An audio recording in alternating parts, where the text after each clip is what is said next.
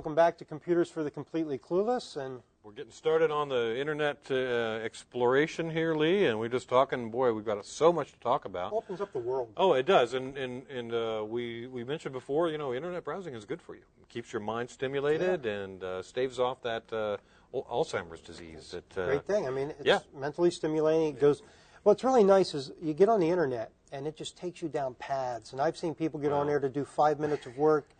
3 hours later, they're coming out because your interest flow just takes you all kinds of places. Well, the number one thing that you can do to remain productive with your computer, Lee, turn off the internet. Yeah. Because it's so tempting. And the word surf became like instantly popular in terms of what the internet was for, because people would do that. You'd say, oh, that looks interesting. Oh, that looks interesting. And next thing you know, go with the flow. Well, the next thing you know, you don't remember where you've been. And that takes us back to our topic, which is the history. Yeah. If you've gone through one of these surfing expeditions and you've clicked down on through, you may not have been paying attention to where it was that you were going. Exactly. But you remember, oh, gosh, I saw an article on MSNBC.com, and I really meant to read it, but where was it? So that takes us back to our history panel here. And we showed how to open that by pressing Control then H on your keyboard. You can also find it in the menu bar. And again, there's a little button up there that will take you that way. But Control H really kind of works in almost every browser. Certainly every Windows-based browser uses Control H.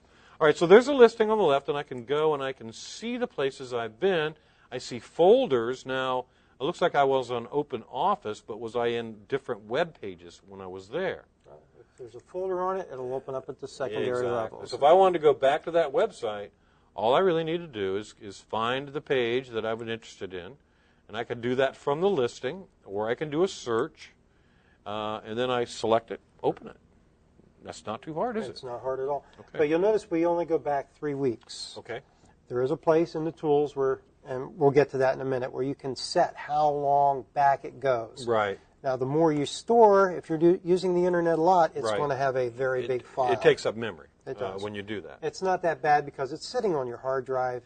Most hard drives say have lots of room, and it's text. Right. It's not real fat. Right. So you can set it. I usually set mine for 4 weeks because I don't remember much beyond 4 weeks. And the stuff that I forgot was usually in the last 3 weeks. In the last month or so. And if it's older than that, you've probably lost interest anyway, right? So we're ready to move on with other stuff. But I use this a lot. Oh, yeah, absolutely. And it's very common to do that because it's hard to remember where you've been. And this is a way for you to kind of retrace your steps and find where you've gone online and get back to it. Now, Lee, I want to do one more thing here. You have a complaint, don't you? I do. I have a complaint, and it bothers me.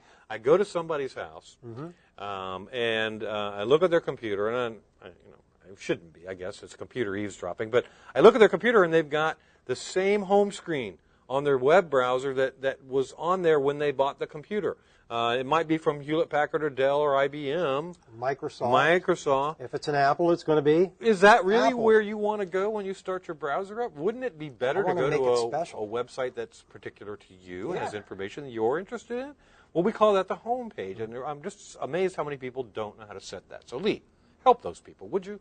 Let's help them twice. We'll show them in Internet Explorer. Now, we're using version 6 here, and that's an older version, but it still works. It's very popular on a lot of machines. And the interface is the same. The things are called the same. The buttons may be in different locations. We're going to go to Tools here, and then we slide down to the very last thing, Internet Options. Okay. That's going to open up this dialog box.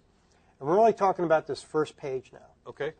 So to use the current page, I would just click on that, and now my home page is going to be HP. All right, so let me go through the steps. So if you know that you want to go to NewYorkTimes.com every time the computer stops, you could type that in the address bar, hit the Enter key, go to the page, and then open up your options and say Use Current. Okay. Or you can type it in right here. Okay, and look, there's the same drop-down menu that appeared before. Remembers your history. Okay, remembers my history. Awesome. So now I can use that. Okay. And when I'm all done, all I do is click OK or Apply. I'm just going to do Apply, and that's going to work. Actually, we'll click OK, and you'll notice that when I come back out here and I hit the little picture of the house, that's your home button. It goes right to the home page I created. Great. Well, that takes a lot of time, especially out of your surfing experience, especially because, and again, I know a lot of people do this. They open up the web browser and then they have to type in the place they really want to go. Well, save yourself the trip. Have it load up as the homepage. One last thing I want to show here. Okay, goody. We talked about how far back the history goes. Ah. This is where you set that. All right. Down here, how many days do you want to keep in history? And as I said, I usually need a few more days than that, so I go to 2 weeks. Okay.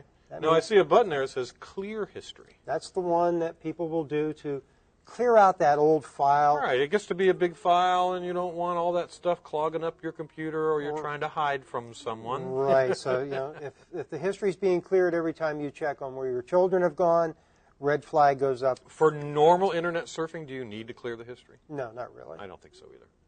So, and that's it. And then when we You're going to click OK. All right. Actually, did you want to talk about cookies?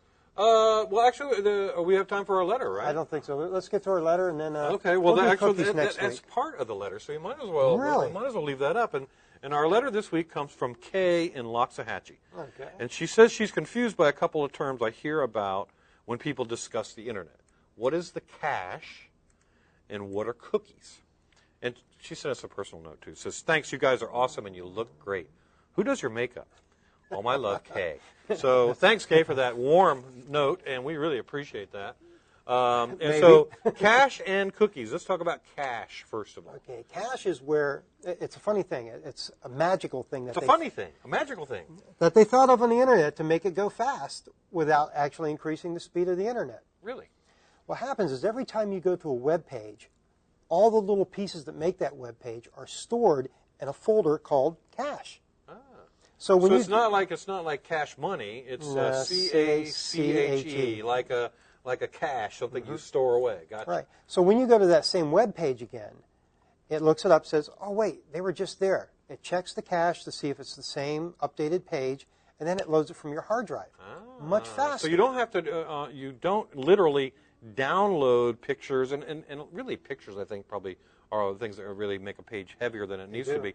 So you don't really download everything every time you go online.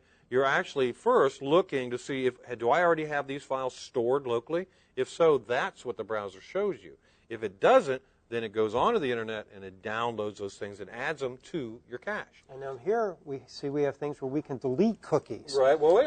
We didn't get the cookies yet. Yeah, You're cookies right. are different from cache, aren't They they? are. And they're also different from history. So Cache would be more about the history. well, right next in Internet in Windows, that middle button, Delete Files. Those files are the cached files. Okay. Those are the ones that have all your things that you've downloaded in the past. And cleared out my temporary internet files. Temporary internet files, they're all gone. That frees up hard drive space. If you've done a lot of surfing and you looked at a lot of pictures or whatever the case may be, you can do that to kind of speed things up. In one way for your computer, but slow things down in another way for the browser. Okay, what are these cookie things? These cookies. Oh, cookies are wonderful things. Oh, no, they're bad things. I like cookies. Oh, I like cookies too. Cookies are a little bit of code that basically is a gift from the people who own the website. When Lee Keller visits my website, I say, "Here, Lee, have a cookie."